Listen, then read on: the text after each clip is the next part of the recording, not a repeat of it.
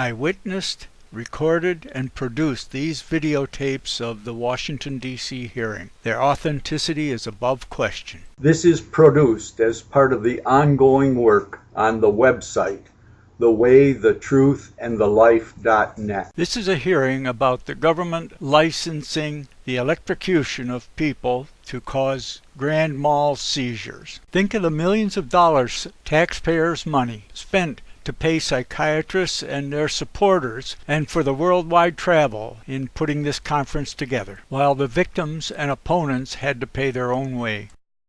Speaking for our next discussion will be Dr. Agnete Mouritzen, who will be speaking on neuropathology. I thank the planning committee for inviting me so that I'm able to speak on the research I am dealing with. I am going to present an overview of the neuropathological investigation in relation to epileptic as well as induced seizures, and will include my own and my collaborative work from the lab in Copenhagen. A lot of other persons are responsible for what I'm going to say, and I have in fact extended my list of references, and it might be able to have a copy of this later on. My conclusion will be that there is no evidence of loss of nerve cells as a result of induced single seizures, even repeated, in contrast to the fact that patients with epilepsy, at least patients with generalized convulsions, during lifetime are losing nerve cells due to that. I focus on loss of nerve cells as these are the functioning elements in the nervous system. There are so many other changes which occur in the brain in relation to function as well as dysfunction, which are changes in the vascular system, changes in the supporting cells, and even changes in the nerve cells, but these are all reversible. The impact of the electrical current on the brain has been studied before the ECT era and has been extended to animal studies in the last 50 years. The impact of the dysfunction in the brain, which is epilepsy, has been studied longer than that. It is in fact 160 years ago the first description of lesion in patients with epilepsy in the brain of a patient with epilepsy was published. The results with regard to damage to the brain under those conditions have been extremely divergent, which can be explained by many factors. The patient study had concomitant disorders which were responsible for the lesions in the brain.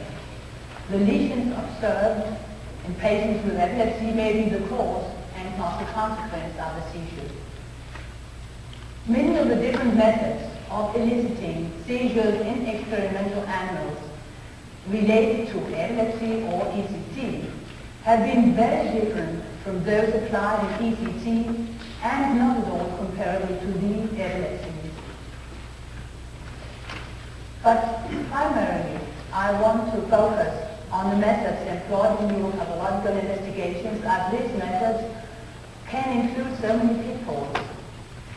One may consider that decomposition of the brain starts as soon as death is a reality. Nerve cell loss may even occur 6 to 12 hours after death, depending on the condition of the patient before death. Investigation is not allowed to start until 24 hours after death. Cooling of the brain can reduce the post-mortem changes. The next point to bear in mind is that brain tissue is as soft as butter. It is not possible to make a microscopic investigation unless the brain tissue has been hardened with a fixative. Damage to the tissue easily occurs while removing the brain and placing it in the fixative. With regard to experimental animals, this risk of damage is and must be reduced by performing the fixation in situ, by perfusing the fixation into the vascular system of the brain. The third point to take into account is the type of fixative and the time of fixation. All fixatives induced will cause a shrinkage of the brain of approximately 35%. The brain needs to remain in a fixative for weeks. Comparable methods may be applied to the control brains, which means brains from man or animal not having had ECT or epilepsy. Controls are necessary because of the great variation, macroscopic and microscopic, in the brain. In order to be able to cut a thin slice of brain tissue to look under the microscope, blocks of tissues had to be hardened to a greater degree than that obtained by the fixative. For this purpose, paraffin wax can be used. The different components of brain tissue are not visible even in the microscope without staining. Various stains are available, some which stain the nerve cells only.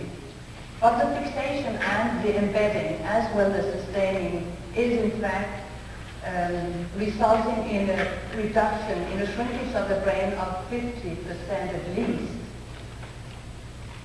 This you have to take into account, means that you have to have control brains which are treated the same way. The condition of the nerve cell to be studied is of great importance. In a healthy nerve cell, it is possible to distinguish a nucleus and a nucleolus and other components. As soon as the nerve cell is functioning less well, which may be a result of ischemia, it will change appearance. The cell will attract more stain and become very dark before further degradation and disappearance. Previously, it was thought that all dark nerve cells were dying nerve cells. In fact, it has been shown that dark nerve cells may also develop as an artifact after death, for which reason this phenomenon should be considered with caution. Because of these considerations and the variation in anatomy, an evaluation of loss of nerve cells should be done with counting of the nerve cells. If we look back on the descriptions of microscopic investigations in the papers of interest, we will see how cells of nerve cell loss has been postulated or described. And only in the last 10 to 15 years, quantitation of nerve cells has been performed. The total loss of nerve cells are not what we are looking for. This happens sometimes in hippocampus in patients with epilepsy, but is then possibly the cause and not the consequence of the seizures. But it is of no interest in relation to the matter under discussion. In order to look for the mechanism behind epilepsy and the mechanism involved in possible brain damage due to ETC, we have to look for minor changes. The density of nerve cells can be evaluated by counting the cells in a slice of tissue of a certain thickness by means of an ocular grid in a light microscope. The work is time-consuming, and it is necessary to move the grid systematically in the area to be counted. No automatic method has until now been able to distinguish the largest supporting cells from the nerve cells we want to count. I want to continue with the first slide where I repeat the pitfalls of the neuropathology. Please, the first slide. The premortem changes are those due to either prolonged coma before death or other disorders like especially vascular disorders which cause lesions in the brain. Postmortem changes are those which are due to decomposition of the tissue due to the temperature and the delay before you can make your investigation, and damage to the brain. I want to show you a slide which, with your imagination, in which you can see the softness of the brain, I guess. Next slide, please. You're not able to investigate that. under a microscope, and you're easily damaging the nerve cells as well as the tissue as a whole. On the next slide, I want to show you what you can come up with. This is from the hippocampus. It is from a slice which we ordinarily count as a magnification as we use. You may be able to see this is a normal nerve cell with cytoplasma with a nucleus and nucleolus. But there is a nerve cell, a dark, very dark stained nerve cell, the long one. This cell is what we would call a dark neuron, may be damaged before death, and then we do not know if it is a reversible phenomenon, or it may be damaged after death, like I just talked about.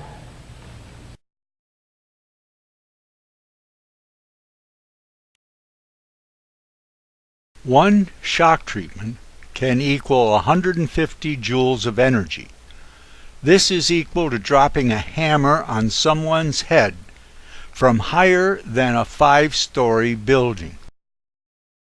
At the FDA hearings, the testimony on the reclassification of electroconvulsive devices cited the literature as whether signed or false, typically about 150 joules of energy in a treatment.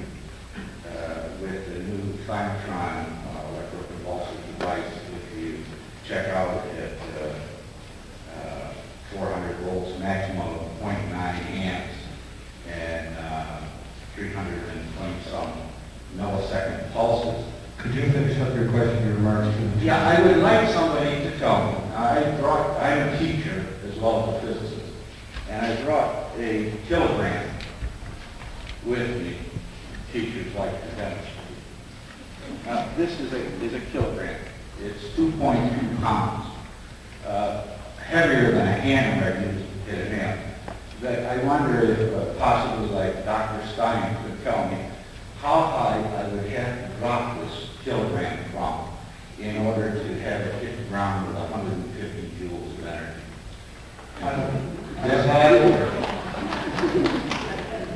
I don't know if that question is in the purview of the panel, but thank you for your point. I'd like to go on to the next question. This is only 10 joules of energy. You're talking about dropping it from higher than a 5-story building. That's physics. Supposed to be in pre-med backgrounds. Thank you. I never got it.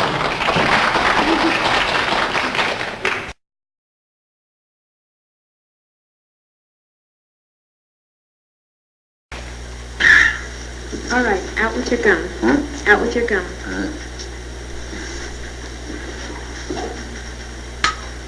Okay, this won't hurt. It'll be over in just a moment.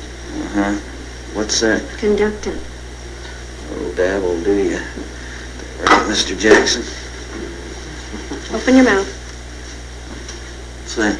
This will keep you from biting your tongue. Well. Now just bite down on it. Oh. That's right. Just bite down. Huh? Now bite down on it. Good. Are you ready? Ready.